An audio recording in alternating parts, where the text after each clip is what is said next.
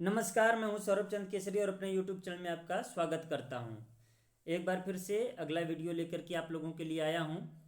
और पहला ही प्रश्न है, 1080 में पूर्ण वर्ग गुणनखंडों की संख्या कितनी है। यहाँ पर गुणनखंड दिया है, इसका मतलब गुणक ही पूछ रहा है, फैक्टर पूछ रहा है। ये आपको समझ में आ जानी चाहिए, लेकिन कैसा फैक्टर पूछ रहा है? वर्ग फैक्टर। मतलब इसका गुणनखंड हम जब करेंगे तो उसमें यह दिखा रहा है कि ऐसे कितने गुणक हैं जो पूर्ण वर्ग हैं। जैसे एक छोटा सा एग्जाम्पल मैं ले रहा हूँ आपके पास। ये 4 है, 4 के फैक्टर क्या क्या होते हैं? 1, 2 और 4, यही फैक्टर है ना। तो आप देख क्या पा रहे हैं, ये पूर्ण वर्ग है और ये पूर्ण वर्ग है। तो 4 में पूर्ण वर्ग वाले गुणनखंड या फैक्टर दो हैं, एक ये और एक ये तो पूर्ण वर्ग है नहीं, इसलिए ये नहीं है। अगर यही कुल पूछता तो 1, 2, 3 जवाब होता। ठीक है ना। हल करने का तरीका हम लोग अगले वीडियो में यही सीखे थे। 2 गुणे 2, इसका क्या है? गुणनखंड है। मतलब 2 द पावर 2, यही था। तो हम लोग क्या कर लेते, इस दो में एक जोड़ देते, 2 1 3, कुल संख्या आ गई कि नहीं? 3। लेकिन यही पूछ रहा है पूर्ण वर्ग की संख्या। तो आप क्या करते हैं? 2 पे घाते 0, 2 पे घाते 1 और 2 पे घाते 2। तो 2 पे घाते 0 का मतलब क्या होता है? 1, और एक पूर्ण वर्ग संख्या, पूर्ण घन संख्या सब कुछ है। और एक पूर्ण वर्ग संख्या ये है। तो इस तरीके से 4 में 2 पूर्ण वर्ग गुणक हैं, अर्थात फैक्टर हैं। उम्मीद करता हूँ ये समझ में आ गया होगा। अब इसको हल करते हैं। अब हल करने के लिए सबसे पहले हमें क्या करना चाहिए? तो सबसे पहले हमें गुणनखंड कर देना चाहिए। क्या करना चाहिए? गुणनखंड। तो 1080 का हम लोग क्या करते हैं? गुणनखंड करते हैं। ठीक है। 1080 का गुणनखंड अगर हम करेंगे तो क्या आएगा? 2 पंजे 10, 2 चौके 8, 27 दूना 54, 270 हो जाएगा। 2 1 कम 2, 2 3 6, 2 पंजे 10। अब देखिए, 3 से कटेगा, 3 चौका 12, 3 पचे 15, फिर 3 से काटिए, 15 3 45, फिर 3 से काटिए, 3 पंजे 15, फिर 5 से काटिए, 5 1 कम 5। मतलब कुल मिला जुला करके 1080 का जो गुणनखंड निकल के आ रहा है, 2 द पावर कितने हो जाएंगे? 3। 3 के पावर कितने हो जाएंगे? 3। और 5 के पावर कितने हो जाएंगे? 1। अब कह रहा है पूर्ण वर्ग गुणनखंडों की संख्या। अगर कुल पूछता तो 3 1 4, 3 1 4 दो हो जाते, तो 4 चौके 16 दूनी 32 हो जाता। लेकिन कह रहा है पूर्ण वर्ग गुणनखंडों की संख्या। तो अगर हम यहाँ से शुरू करें, 2 पे घाते 0, 2 पे घाते 1, 2 पे घाते 2, 2 पे घाते 3, तो यहाँ से एक ये पूर्ण वर्ग बन रहा है, एक ये पूर्ण वर्ग बन रहा है, क्योंकि इसका वैल्यू 1 होगा, है, इसका वैल्यू 4। तो यहाँ से 2 हो गए। यहाँ पर देखिए आप, 0, फिर 1, फिर 2, फिर 3। तो 2 यहाँ से भी मिल रहा है, एक ये मिल रहा है और एक ये। और यहाँ पर 5 पे घाते 0 और 5 पे घाते 1, तो एक यहाँ से मिल रहा है। तो कुल कितने मिल गए? 1 2 3 4 5। तो जवाब क्या होगा कि 1080 के कुल फैक्टरों में 5 ऐसे फैक्टर हैं जो पूर्ण वर्ग हैं। तो ऑप्शन नंबर बी सही जवाब। उम्मीद करता हूँ आपको ये समझ में आया होगा। बढ़ते हैं नेक्स्ट प्रश्न की ओर। या नेक्स्ट प्रश्न से इसी में एक चीज़ और समझा देता हूँ आपको, कि अगर पूर्ण वर्ग के जगह पूर्ण घन पूछता आपसे, क्या पूछता? पूर्ण घन। तब क्या करते आप? तो कितने पूर्ण घनों के गुणनखंडों की संख्या है? पूर्ण घन गुणनखंडों की संख्या कितनी है? तो देखिए, एक पूर्ण घन होता है। ठीक है ना। यहाँ से एक पूर्ण घन हो गया। मैं पेंसिल बदल लेता हूँ रंग, ताकि आपको पूरा पूरा समझ में आए। ये देखिए पूर्ण घन है। ठीक है ना। ये एक पूर्ण वर्ग भी होता है, पूर्ण घन भी होता है। एक पर कितनाओं घात रखिए, कोई फर्क नहीं पड़ता। एक यहाँ पर भी पूर्ण घन है, एक यहाँ पर भी पूर्ण घन है, एक यहाँ पर भी पूर्ण घन है। मतलब पूर्ण घनों की संख्या भी क्या होगी? 5 ही होगी। मतलब समझना है आपको, पूर्ण वर्ग में क्या देखना है? घातांक हमें क्या देखना है? 2 का गुणक होना चाहिए। ठीक है ना। देखिए यहाँ पर पावर 2 था ना, 2 हो, 4 हो, 6 हो, गिन लेंगे। और जब घनों की संख्या देखनी हो तो एक के अलावा हमें घातांक 3 का गुणक देखना है, गुणज देखना है। 3 हो, 6 हो, 9 हो, 12 हो। ठीक है, तो उम्मीद करता हूँ इस एक प्रश्न से 2 प्रश्न आपके बन गए होंगे। नेक्स्ट प्रश्न की ओर चलते हैं। ये प्रश्न आ गया विभाज्यता से। अब यहाँ पर कह रहा है कि 8a 5 1 4 6 b 88 से विभाज्य है, तो a पे पावर b का मान क्या होगा। तो 88 से कोई अगर संख्या विभाज्य है, इससे हमें क्या पता चलता है कि वह संख्या 11 और 8 से विभाज्य है। तो 8 से विभाज्यता का नियम क्या है, अंतिम 3 अंक, कितने अंक, 3 अंक 8 से विभाजित होने चाहिए। तो तीसरा अंक पता कर लीजिए, b की जगह क्या होगा, 8 से भाग देंगे तो 8 पंजे 40 आएगा, यहाँ पे 6 हो जाएगा, b की जगह क्या रखेंगे, कट जाएगा तो 4। तो पक्का है कि यहाँ पर 8 a की जगह भी पता करना है, 5 1 4 6, यहाँ पर 4 आ गया। अब 11 से कट जाएगा तो पता कर लीजिएगा, 4 4 8, 8 5 13, 13 8 21। ठीक है, माइनस ये देखिए 6 1 7 प्लस ए, तो 7 प्लस ए बचा ना। तो अगर घटाएंगे तो कितना आ रहा है, यहाँ पर आप देखेंगे 14 आएगा। फिर उसके बाद में माइनस ए। ठीक है ना भाई, माइनस ए करना है ना हमें। यहाँ पर क्या रखें कि इन दोनों का अंतर, इसका और इसका अंतर या तो 11 आए या तो 0 आए। तो हम इस ए की जगह अगर 3 रख दें तो 11 आ जाएगा कि नहीं, तभी तो 11 से कटेगा। 11 से कटने का नियम आपको पता ही है कि क्या हो। तो अब यहाँ पर b का वैल्यू हमें पता हो गया कि 4 है। b की जगह क्या रखना है, तो b बराबर 4 रखना है, और a की जगह क्या रखना है, 3 रखना है। अब देखिए a to the power b है यहाँ पर, तो 3 पे घाते 4 अगर रख देंगे तो क्या आएगा, 81। उम्मीद करता हूँ ये भी समझ में आया होगा। नेक्स्ट प्रश्न की ओर बढ़ते हैं। नेक्स्ट प्रश्न है, यदि दो संख्याओं 5 पे घाते 16 और 5 पे घाते 25 में से प्रत्येक को 6 से विभाजित किया जाता है, तो शेषफल क्रमशः r1 r2 हैं। तो r1 प्लस r2 बटे r2 का मान क्या होगा। देखिए 5 पे घाते 16 में अगर 6 से भाग देंगे तो शेषफल क्या आएगा। तो देखिए 5 में हम भाग दे रहे हैं तो -1 आएगा, और -1 पे घाते 16 है। अब हमने यह आपको बताया था कि अगर -1 पे घातांक सम संख्या में हो तो सदैव 1 आएगा। एक तो क्लियर हो गया कि r1 का मान कितना हो गया, 1। r2 का निकालने के लिए हम क्या कर देते हैं, r2 का मान निकालेंगे तो फिर 5 पे घाते 25 है बटे 6। तो यहाँ पर भी -1 पे घाते 25 होगा ना, -1 पे घाते 25। तो यहाँ पर वैल्यू क्या आ जाएगा, -1 आ जाएगा, -1। अब शेषफल कभी माइनस में बचता है नहीं, मतलब वास्तविकता तो यह है कि इसका शेषफल कितना है, 5 है। यहाँ पर माइनस का माइनस ही हमने क्यों लिखा, माइनस का माइनस ही क्यों लिखा, क्योंकि यहाँ पर घातांक जो आप देख रहे हो विषम संख्या में है, जो कि मैं पहले ही पढ़ा चुका हूँ। तो अब बस सीधा हल करते हैं कि r1 का मान कितना है, 1 है, और r2 का मान कितना है, 5 है, बटे r2, मतलब 5 1 6 बटे 5, 6 बटे 5, ऑप्शन नंबर डी बिल्कुल सही जवाब है। तो चलिए नेक्स्ट सवाल की ओर बढ़ते हैं। नेक्स्ट प्रश्न है,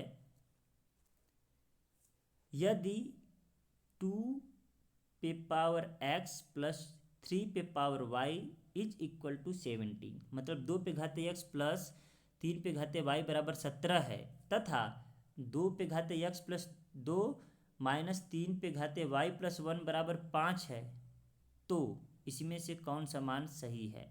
ठीक है, तो ऐसे सवालों को ऑप्शन से रख के हल करिए कि किस समीकरण को, ये दोनों समीकरण को संतुष्ट कर रहा है कि नहीं। अगर x का मान हम 1 रखते हैं तो यहाँ 2 आएगा, और यहाँ पर y का मान 3 रखते हैं तो 3 3 9 3 27, 27 2 31, जो कि पॉसिबल नहीं है। अब x का मान 3 रखते हैं इस पर एक बार, तो 2 दूना 4 दूना 8 आ जाएगा। अब y का भी मान 3 रखेंगे तो 27 आ जाएगा, तो 17 ये भी नहीं आ रहा है, मतलब अभी ये दोनों नहीं है। अब यहाँ पर x बराबर 3 रखते हैं, अगर 2 पे पावर 3 रख दें और फिर कह रहा है 3 पे पावर 2 रख दें तो 17 आना चाहिए। तो देखिए इसका वैल्यू क्या हो जाएगा, 8 2 दूना 4 दूना 8 3 3 9 9 8 कितना होता है 17। ये संतुष्ट कर रहा है कि नहीं कर रहा है, तो ऑप्शन नंबर सी क्या है, बिल्कुल सही जवाब है। अगर दूसरा भी समीकरण चेक करना है तो रख लीजिए, तो 2 पे पावर x के जगह 2 रखेंगे तो 2 2 4, 2 पे पावर 4 हो गया, ठीक है। अब उसके बाद में माइनस 3 पे पावर कितना हो जाएगा, 3 हो जाएगा, है ना। तो यहाँ पर देखिए कितना हो जाएगा हमारा 32 हो जाएगा ना। 2 दूना 4 दूना 8 दूना 16 दूना 32, यहाँ पर हमारा क्या है, 1 मिनट, यहाँ पर 3 है, यहाँ पर 5 है। क्यों 5 है, यहाँ पर देखिए x प्लस 2 है और यहाँ पर 3 है, तो यहाँ पर 32 हो गया माइनस 27। बताइए 5 आया कि नहीं, दोनों समीकरण को संतुष्ट कर रहा है ये वाला ऑप्शन, अतः ऑप्शन नंबर सी बिल्कुल सही जवाब है। तो उम्मीद करता हूँ ये ऑप्शन कैसे चेक किया जाता है ये आपको आ गया होगा। ऐसे सवाल आए तो आप ऐसे ही चेक करिए, बेसिक से लगाऊंगा तो कम से कम 2 मिनट लग जाएगा, ठीक है ना। हमें सवाल हल करने आना चाहिए, अगर बेसिक भी चाहिए तो कमेंट करिएगा, बेसिक भी बना करके भेज दूंगा। नेक्स्ट प्रश्न की ओर बढ़ते हैं, और नेक्स्ट प्रश्न है काफ़ी मज़ेदार प्रश्न है। आप लोग वीडियो को पॉज करके इस सवाल को लगाइए, लगा देंगे और कमेंट करेंगे कि हाँ लग गया या नहीं, तो ज़रूर भी कमेंट करिएगा, तो मैं मान जाऊँगा कि आप लोगों का मैथ काफ़ी अच्छा है और आप लोग पढ़ रहे हैं। तो ये प्रश्न है कि n एक 2 अंकों की संख्या है, n के गुणनखंडों की अधिकतम संख्या क्या होगी। अब ये देखिए n कम से कम 10 होगा, ज़्यादा से ज़्यादा 99 होगा, है ना। ये 2 से कम भी नहीं है ना 2 से ज़्यादा है। अब यह कह रहा है कि n के गुणनखंडों की अधिकतम संख्या क्या होगी। जैसे मान कर चलिए अगर संख्या 10 है तो 10 का गुणनखंड हम करते तो क्या करते, 2 पंजे 10, ठीक है ना। तो इसके गुणनखंडों की संख्या क्या हो जाती है, यहाँ पर एक एक पावर है तो 2 दूनी 4 आ जाता है गुणनखंडों की संख्या, मतलब फैक्टर की संख्या, ठीक है ना। लेकिन पूछ रहा है कि अधिकतम क्या होगी, कम से कम तो 4 होगी, कम से कम पूछता तो क्या ऑप्शन देते हम लोग, 4 देते। अधिकतम पूछ रहा है तो अधिकतम क्या है, 99 है, 98 भी ले सकते हैं, 96 भी ले सकते हैं। तो हम क्या करते हैं कि प्राइम फैक्टर लेते हैं कि 2 ले सकते हैं, 3 ले सकते हैं, 5 ले सकते हैं, 7 ले सकते हैं। यही गुणा कर रहा हूँ ना, देखिए 2 3 6, 6 5 30, 30 7 210, 210 कितने अंक का हो गया, 3 अंकों का हो गया। इसका मतलब निश्चित रूप से इन चारों का गुणा तो पॉसिबल है नहीं, इन तीनों का गुणा अगर हम कर रहे हैं तो 2 3 6 5 30, 2 अंक ही आ रहे हैं। अगर एक बार हम इस 2 को छोड़ दें तो 7 5 35 तिहाई 105, 3 अंक हो गया। इस 3 को छोड़ दे अगर तो 7 5 35, 35 दूना 70, ये भी 2 अंक का है। अगर हम एक बार 5 को छोड़ दें तो 2 3 6, 6 7 42, ये भी 2 अंक का है। मतलब हम कुल मिलाकर यह देख रहे हैं कि हमें 3 अंकों में नहीं जाना है, हमें अधिकतम कितने अंकों में जाना है, 2 अंकों में, जो कि प्रश्न में दिया है, ठीक है ना। तो अब हम उसी हिसाब से बताएंगे कि अधिकतम कितने हो सकते हैं। कम से कम पूछता तो कितना हम बता देते, 4। अधिकतम अगर हम करें तो चलिए 99 ही लेकर के देख लेते हैं। तो 99 का गुणनखंड क्या होगा, 3 से कट जाएगा, फिर 3 से कट जाएगा, 11 से कट जाएगा, है ना। 3 से कट जाएगा, 3 से कट जाएगा और 11 से कट जाएगा, पक्का है।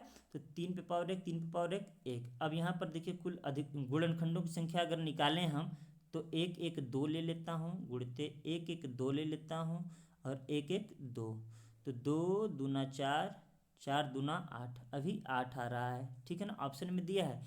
अभी हमें चेक करना है, अभी मैं ये सिखा रहा हूँ कि मैक्सिमम कितने हो सकते हैं। न्यूनतम तो पक्का पता हो गया कि 4 आएगा, 99 के अलावा और कुछ तो ऐसी संख्या हो सकती हैं जिनका गुणनखंड हम क्या कर सकते हैं, ले सकते हैं। अभी इसके फैक्टर जैसे 99 का निकाल रहे हैं तो क्या कर रहे हैं, 3 तिरी के 9, 3 तिरी के 9, फिर 3 से लिए तो 3 एकम 3, 3 एकम 3, 11 से सीधे ले लिए 11, ये गुणनखंड आया था। तो 3 पे पावर 2, 11 पे पावर 1, यहाँ पर क्या हो गया, ये मैं गलत ऐसे लिख दिया हूँ। 3 पे पावर 2 का मतलब यहाँ से 3 ले लेंगे, 11 के पावर 1 का मतलब 2 ले लेंगे, तो 6 ही आ रहा था, है कि नहीं। सभी प्रकार से आ रहा है कि नहीं। तो अब हम इसको बेसिक कंसेप्ट से हल करेंगे ताकि आपको समझ में आ जाए, जो कि अभी हम लोग पूरा देखे हैं कि कैसे हल करते हैं, कैसे मानते हैं। तो चलिए स्टार्ट करते हैं। अब हम ये मान लिए कि 2, ठीक है, 3 और ये 5 मान लिए ना। अब इससे हमें 2 अंकों की ही संख्या बनानी है। तो 2 3 6, 6 पंजे 30, 2 अंकों की संख्या है। अब देखिए अगर हम 2 पे पावर क्या रख देते हैं, 4 रख देते हैं तो कितना आएगा, 16। तो 2 पे पावर 4 नहीं रखते हैं, 2 पे पावर 3 ही रख के देखते हैं। उसके पीछे कारण क्या है, देखिए 2 दूना 4 दूना 8, 8 तरीके क्या हो जाएगा 24, 24 पंजे 120, ज़्यादा हो गया। तो हम क्या करेंगे, फिर से हम इसको 2 ले लेते हैं और इस पे भी क्या ले लेते हैं, 2 ले लेते हैं। देखिए इसका वैल्यू 4, इसका वैल्यू 9, 9 चौका 36, 36 पाँजे फिर ज़्यादा हो जा रहा है।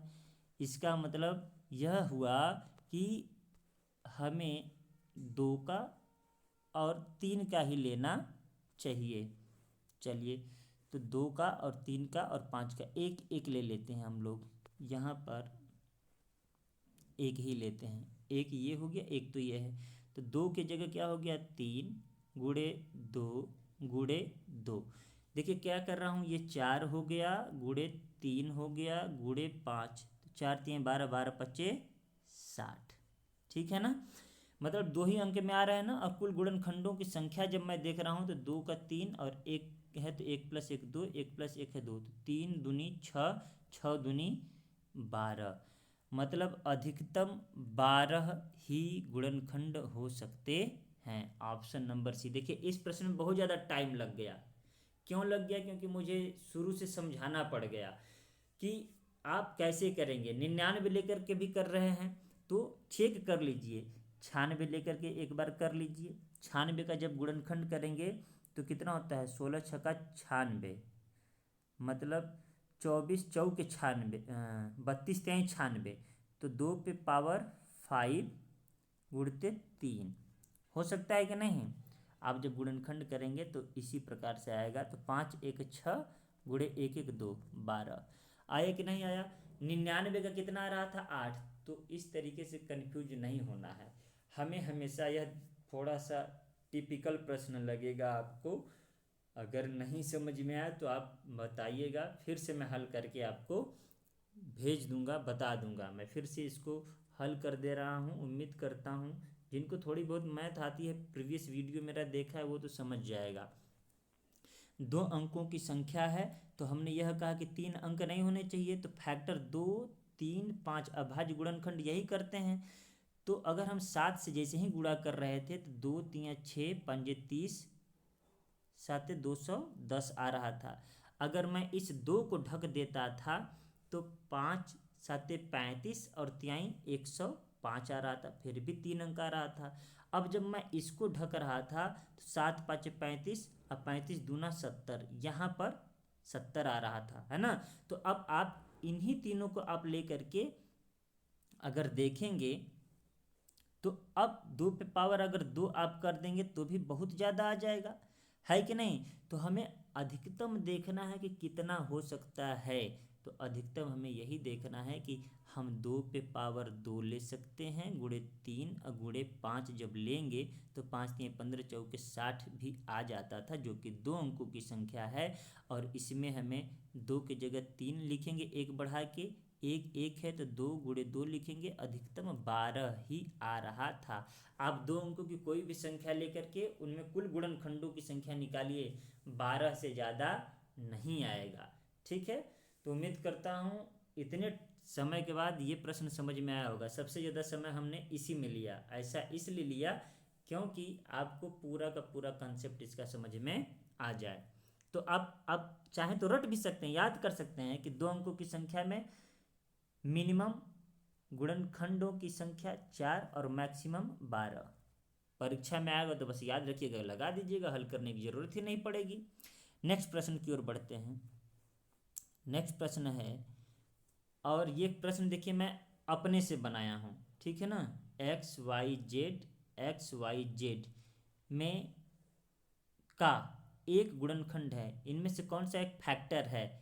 क्या ऑप्शन ए, बी, सी या सभी, या इनमें से कोई नहीं? ये इनमें से कोई नहीं, सभी। ये ऑप्शन भी मैं ही बनाया हूँ। तो आप बताइए कि इस प्रश्न का उत्तर क्या होगा। वीडियो को रोक करके फिर उसके बाद में मिलाइए कि क्या सही है। तो चलिए मैं इसको हल करता हूँ। अब देखिए, ये 6 अंकों की कोई एक संख्या है, ठीक है ना। ये एक्स वाई जेड जैसे कि मान कर चलिए 1 2 3 1 2 3, ये एक संख्या है। मतलब हम क्या कह सकते हैं कि 1,23,123 यह एक संख्या है। इसका गुणनखंड कौन सा है, इसके फैक्टर कौन से हैं, ठीक है ना। तो हम क्या करते हैं कि इस 123 में क्या करते हैं, 123 को अगर कॉमन ले लें तो या फिर भाग दे दें, तो आप ये बताइए कि क्या आएगा। 1,001 आएगा कि नहीं आएगा? जरूर आएगा। तो इसका मतलब ये 1,001 क्या है, एक इसका फैक्टर है। क्या ये 1,001 किसी और से कटता है? तो बिल्कुल 7 से कटता है। 7 से भाग दे करके देख लीजिए। अब क्या ये 11 से कटता है? तो बिल्कुल 11 से कटता है। इसका मतलब इस तरीके का जो भी प्रश्न आए उनके गुणनखंड क्या क्या हो सकते हैं वो बता देता हूँ। इनमें से ऑप्शन नंबर डी सही जवाब है। जब कोई भी संख्या, जैसे 6 अंकों की संख्या में 3 अंक एक समान हो, जैसे 234, इस तरीके के सवाल है ना, मतलब 2,34,234। तो इसके कौन कौन फैक्टर हो सकते हैं? हालांकि और ज़्यादा हो सकते हैं, मैं ये नहीं कह रहा हूँ। ये जो दिख रहा है 2 भी हो सकता है, 4 भी हो सकता है, मैं ये नहीं कह रहा हूँ 2 भी हो सकता है। लेकिन मैं क्या कर रहा हूँ, निश्चित रूप से कौन कौन से होंगे। 7, 11 और 13, 3 ये और 1,001, ये 4 कन्फर्म होंगे। तो ये आपको याद रखना है। उम्मीद करता हूँ ये भी समझ में आया होगा। वीडियो ज़्यादा लंबा ना हो इसलिए यहीं पर हम लोग रुकते हैं। मिलते हैं नेक्स्ट वीडियो में, तब तक के लिए नमस्कार। वीडियो अच्छा लगे तो ज़रूर सब्सक्राइब करें, दोस्तों के साथ शेयर करें।